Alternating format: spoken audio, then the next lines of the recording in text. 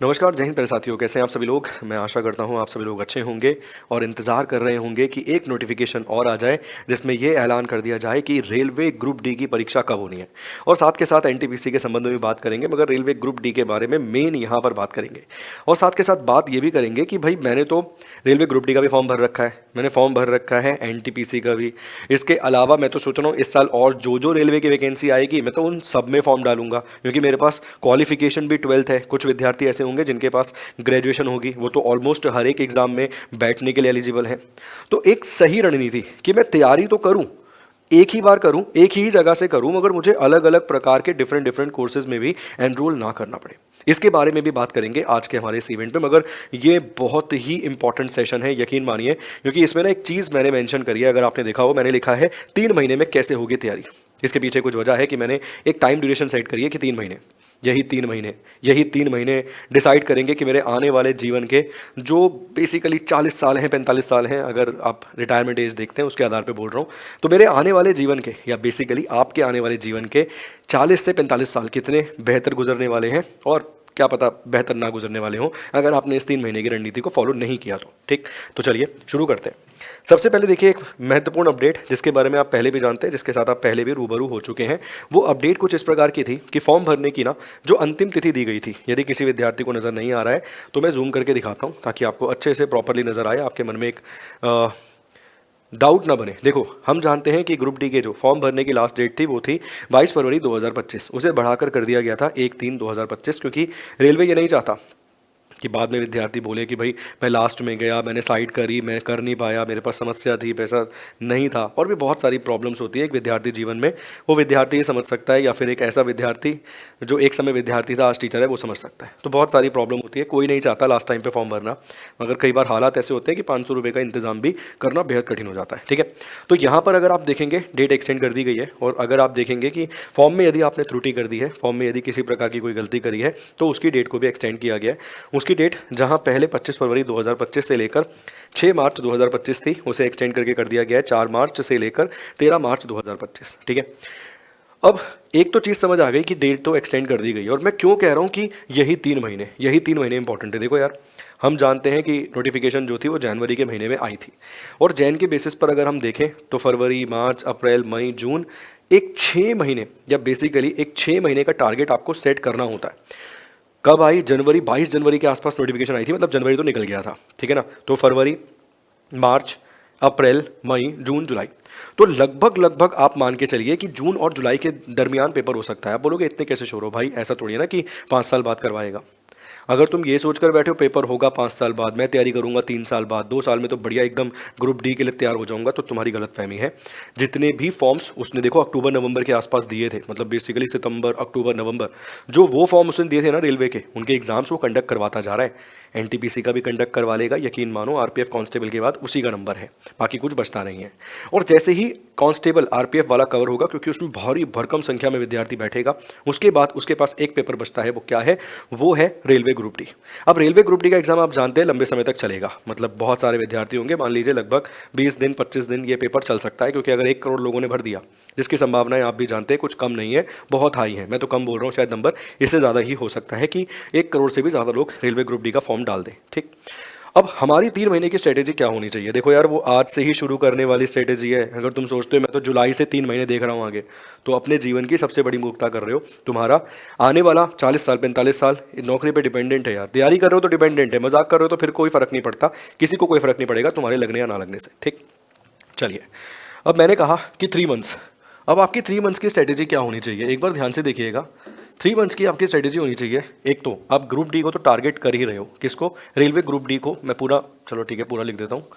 आप यहाँ पे ग्रुप डी को तो टारगेट कर ही रहे हो, और बहुत सारे विद्यार्थी ऐसे होंगे जिन्होंने ग्रुप डी का फॉर्म भरा है, वो 10वीं पास होंगे, और बहुत सारे ऐसे होंगे जो ग्रेजुएट भी होंगे और जो 12th पास भी होंगे। ठीक, अब 3 महीने में जब आप इसकी तैयारी करोगे ना, इसी ही दरमियान आप देखोगे एनटीपीसी का भी एग्ज़ाम कंडक्ट करवाया जाएगा, इसी ही दरमियान आप देखोगे सीजीएल की नोटिफिकेशन भी आउट हो जाएगी, इसी के दरमियान आप देखोगे कि कोई अदर नोटिफिकेशन भी आपको देखने के लिए मिलेगी। मतलब या तो आप पूरी तरह इस पर डिपेंड हो जाओ कि ठीक है भाई मुझे यही चाहिए, मुझे कोई मतलब नहीं है एनटीपीसी, सीजीएल और अदर से, या फिर आपके पास एक ऐसी स्ट्रेटेजी होनी चाहिए जिसमें आप सभी को कवर करते हुए चलो। ये लास्ट में बताऊंगा कि वो स्ट्रेटेजी क्या हो सकती है जिसमें आप सभी को कवर करते हुए चलो, एमटीएस को भी, सीजीएल, सीएचएसएल, सीपीओ, स्टानो, इसके अलावा रेलवे की आने वाली वैकेंसी और एनटीपीसी तो मुख्य है ही, ठीक है ना।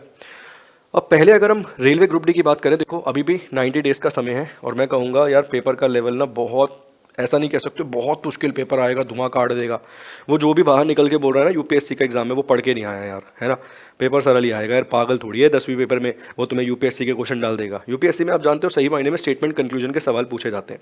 वो वजह जानना चाहता है कि क्यों हुआ, ये जानना चाहता है कब हुआ, बहुत बड़ा अंतर है। क्यों हुआ भाई साहब, वहाँ जो एक दंगे भड़क गए वो क्यों भड़के, ठीक है ना, चौराचारी में दंगे भड़के क्यों भड़के, वो क्यों जानना चाहता है, और ये जानना चाहता है कब, 1922, खत्म कहानी। इतना अंतर है, बहुत ज़मीन आसमान का। यहाँ एक शब्द याद करना है भाई साहब, वहाँ 3 पेज याद करने हैं, ये अंतर है, ये डिफरेंस है। तो जो कहेगा यूपीएससी की तैयारी, भाई थोड़ा प्लीज़ खुद को अपडेट कीजिए, बेहतर कीजिए। अब 90 डेज़ में, इन 90 दिनों में देखो यार, तुम्हें बुक से भी थोड़ा सा कंसल्ट करना पड़ेगा, तुम्हें टेस्ट के साथ भी थोड़ा सा रूबरू होकर रहना पड़ेगा, इसके अलावा तुम्हें कोर्स के साथ भी थोड़ा सा रूबरू होकर रहना पड़ेगा, तुम्हें पीवाईक्यू के साथ भी थोड़ा सा रूबरू होकर रहना पड़ेगा, ठीक। बुक में क्यों बोल रहा हूँ, टेस्ट में क्यों बोल रहा हूँ, कोर्स में क्यों बोल रहा हूँ, पीवाईक्यू क्यों बोल रहा हूँ, क्या एक तोड़ नहीं है, वो भी बता दूंगा, ठीक है। देखो वो विद्यार्थी जो कोई कोर्स लेने में इंटरेस्टेड नहीं होता, उसका सीधा सा लक्ष्य होता है किताब बता दीजिए, बहुत सारी बुक्स आपको मार्केट में अवेलेबल मिल जाएंगी, आप तैयारी कर सकते हो। मगर याद रखना कि सब्जेक्ट कवर ज़रूर करने हैं, सब्जेक्ट कवर जरूर करने। पॉलिटी का अगर वो पूछेगा आर्टिकल 20 में क्या लिखा है तो आपको पता होना चाहिए, मगर यही पूछेगा 20 में क्या लिखा है, इतना ही पूछेगा। तो इतना सिंपल भी पढ़ लोगे तो काम हो जाएगा। वो ये नहीं पूछेगा कि बताइए 15 के 5 में क्या लिखा है, नहीं पूछेगा, नामुमकिन से चांसेस है, नामुमकिन से। नामुमकिन का मतलब ये है भाई साहब, फिर वो तो चैलेंजेबल ही जैसे ही हो जाएगा कि भाई मैं 10वीं का विद्यार्थी, मुझे नहीं आता इतना, फिर तू स्टेट में क्या पूछेगा, सीजीएल में क्या पूछेगा, ठीक। तो अगर तुम बुक्स को फॉलो करते हो तो तुम्हें एक आइडिया होना चाहिए कि कितना, कैसे और मुझे पढ़ना है कब, ठीक। टेस्ट के लिए रणनीति क्या होनी चाहिए, देखो टेस्ट के लिए रणनीति होनी चाहिए तुम्हारी कि तुम एक टाइम फिक्स करो। जैसे मान लो तुम्हारा एक अंदाजन, मान लो तुम्हारा पेपर होना है, मेरे को नहीं पता अभी कितने बजे कितनी शिफ्ट में होना है, मगर एक अंदाज़ा मैंने कहा तुम्हारा पेपर मान लो 9 से 10:30 बजे की शिफ्ट में होना है, ठीक। एक अंदाज़ा बोल रहा हूँ सर मैं, 9 से 10:30 बजे की शिफ्ट में मान लो तुम्हारा पेपर होना है, ठीक। फिर कहूँगा एक अंदाज़ा बोल रहा हूँ मैं, कोई एक्यूरेट टाइम यहाँ पर मेंशन नहीं कर रहा हूँ, ठीक। तो बाद में प्लीज़ कमेंट से बचिएगा कि आपने 1.5 घंटा लिख दिया, 2 घंटे लिख दिया, 2.5 घंटे में एक टाइम लिमिट तुम्हें प्रैक्टिस के हिसाब से बता रहा हूँ कि तुम्हारी प्रैक्टिस क्या होनी है। तो यहाँ पर तुमने एक समय ले लिया, मगर ये समय ना तुम्हारा या तो डेली बेसिस पे होना चाहिए या फिर हफ्ते में 4 दिन होना चाहिए, क्योंकि ना इस समय तुम्हारा माइंड डेली बेसिस पर तैयार होगा कि उसे टेस्ट का प्रेशर बर्दाश्त करना है। देखो नौकरी लगना आसान है सर, उस टेस्ट के पेपर को, मतलब बेसिकली पेपर के जो प्रेशर है ना उसको बर्दाश्त करना क्योंकि कठिन होता है। वहाँ सारी दिमाग में चीज़ें चल रही होती हैं, नहीं लगी तो भाई पापा कल फिर काम करने जाएंगे, कहीं फिर मेहनत मजदूरी करनी पड़ेगी माता पिता को, हमारे बहुत सारी चीज़ें हमारे दिमाग में चल रही होती है, बहुत प्रेशर होता है। बट यकीन मानो अगर वही प्रेशर तुम डेली बेसिस पे ले लेते हो ना, 3 महीने, 3 महीने, एक दिन नहीं बोल रहा, 3 महीने लगातार, ये डेली प्रेशर की बात कर रहा हूँ, 3 महीने लगातार डेली, भाई साहब तुम धुआं काट दोगे पेपर में, क्योंकि तुम्हारा दिमाग उस प्रेशर को बर्दाश्त करने के लिए तैयार होगा। मगर ये टेस्ट देते हुए ऐसे नहीं कि फ़ोन साथ में रख लिया, एक लैपटॉप खोल लिया, एक किताब खोल ली, जिसके पास जो सहूलियत है, जिसके पास फ़ोन और किताब है उसने वो खोल लिया, कह रहा इसका मिल नहीं रहा, किताब से देख लूँ। अगर ऐसे करोगे तो भाई फिर यकीन मानो तुम बने ही नहीं हो सरकारी नौकरी के लिए, कुछ और करो, है ना। बट अगर तुम सही मायने में प्रेशर बर्दाश्त करना चाहते हो तो कोई डिस्टर्बेंस नहीं, फ़ोन कॉल वॉल कोई कुछ नहीं उठानी, उस 1.5 घंटे में केवल यही काम करना है डेली बेसिस पे। यकीन मानो तुमसे बेहतर परफॉर्म नहीं कर पाएगा उस एग्ज़ाम में कोई, ये मेरी गारंटी, मेरा वादा है, ठीक। अब आता है सर कोर्स। देखो कोर्स में क्या फ़ायदा होता है, कोर्स में ये फ़ायदा होता है कि बेसिकली उन्हें पता है कितना पढ़ाना है, उन्हें पता है कितना, कब, कैसे, कहाँ और क्यों पढ़ाना है, ये सब चीज़ें उन्हें पता है। तो इसके बाद तुम्हें बुक्स की नीड 90% नहीं पड़ती, 10% पड़ती है, आप जानते हो, जिसको ऑफलाइन प्रैक्टिस करने की आदत है वो पढ़ती है, बाकी नहीं पढ़ती। इसके अलावा पीवाईक्यू क्वेश्चंस ज़रूर देखने होते हैं, मगर अगर आपने इसमें आए तो यकीन मानिए कि ये कोर्स ही डिज़ाइन हुआ है इसके बेसिस पे, तो काम हो जाएगा। तो ये मैंने 3 महीने की आपको स्ट्रेटेजी बता दी रेलवे ग्रुप डी की। किसकी? रेलवे ग्रुप डी की। मगर अब आप बोल रहे हो कि यार मैं तो ग्रेजुएट हूँ सर, मैं तो मास्टर्स करके बैठा हूँ, मैं तो भाई सीजीएल दूंगा, आप मुझे ग्रुप डी में लगवा रहे हो। यार अच्छी चीज़ है ना, नौकरी लग जाए तो बहुत कोई बुरा है नहीं उसमें। मगर अब विद्यार्थी के मन में आने वाले समय में कंफ्यूजन होगा। आपको पता है सीजीएल की वैकेंसी आएंगी, एनटीपीसी का भी डेट आ जाएगा एग्जाम का, फिर ये कंफ्यूजन होगा यार इसको पढ़ूं, पहले इसे निकाल लूं, या जो मेरा अल्टीमेट गोल है उसे निकाल लूं। उसके लिए क्या करो, देखो उसके लिए उत्कर्ष ने एक बहुत ही बेहतरीन रणनीति बनाई है। रणनीति कौन बनाता है भाई साहब? प्लान बनाता है मास्टर, ठीक है ना। और किसके लिए बनाता है? जो बेसिकली हमारे छात्र हैं, छात्राएं हैं, हमारे शिष्य हैं, उनके लिए। तो बहुत ही दमदार एक रणनीति बनाई है हमने। रणनीति कुछ इस प्रकार की बनाई है, हम कहते हैं कि भैया आप तैयारी कर रहे हो सीजीएल की, आप तैयारी कर रहे हो सीएचएसएल की, आप सीपीओ की तैयारी कर रहे हो, आप स्टैनो की कर रहे हो, आप रेलवे एनटीपीसी भी दोगे, रेलवे ग्रुप डी भी दोगे, ठीक है। तो हम आपको हर एक कोर्स का एक्सेस दे देते हैं। क्या करते हैं? हम आपको हर एक कोर्स का एक्सेस दे देते हैं ऑन उत्कर्ष पास। तो ये उत्कर्ष पास क्या है, एक बार इसको समझ लेना। वैसे अगर एक सिंपल सी बात कहूँ तो अप टू 90% का डिस्काउंट आपको मिल ही रहा है ज्ञान कुंभ में। ये ज्ञान कुंभ आपको देखने के लिए मिलेगा 23 से लेकर 26 फरवरी तक, 23 से लेकर 26 फेब तक आपको ज्ञान कुंभ मिलेगा। इसमें अप टू 90% का डिस्काउंट तो हर एक कोर्स पर है। अगर आप इस वाली रणनीति को ही फॉलो करते हैं कि मुझे तो केवल कोर्स से करवा दीजिए 3 महीने में, तो यकीन मानिए काम हो जाएगा। आप केवल अप टू 90% पे हमारा रेलवे ग्रुप डी का बैच जो है वो परचेज कर सकते हैं। मगर जिसका लक्ष्य ये है कि यार मैंने तो रेलवे ग्रुप डी तो भरा है सर, एनटीपीसी भी तो दूंगा बीच में जाके, मैं बीच में जाके सीजीएल की भी तैयारी करूंगा, वो कैसे करूंगा? तो उसके लिए आपको मिलता है उत्कर्ष का पास। देखो बेनिफिट, लाभ देखो, लाभ अगर आप ध्यान से देखोगे ना तो हम कहते हैं एसएससी और railway master pass. Master pass, इस मास्टर पास में तुम्हें सीजीएल का भी एक्सेस मिल जाएगा बैच का, तुम्हें सीपीओ का भी मिल जाएगा, सीएचएसएल का भी, जीडी का भी, दिल्ली पुलिस का भी, आरआरबी एनटीपीसी का भी, ग्रुप डी का भी, एएलपी का भी और आरपीएफ का भी। अब आपके मन में सवाल है कि क्या करूं फिर, तैयारी किसकी करूं? यार यकीन मानो, अगर तुम्हारा अल्टीमेट गोल ग्रुप डी था तो तुम पहले इसको निपटा देना इस पास से।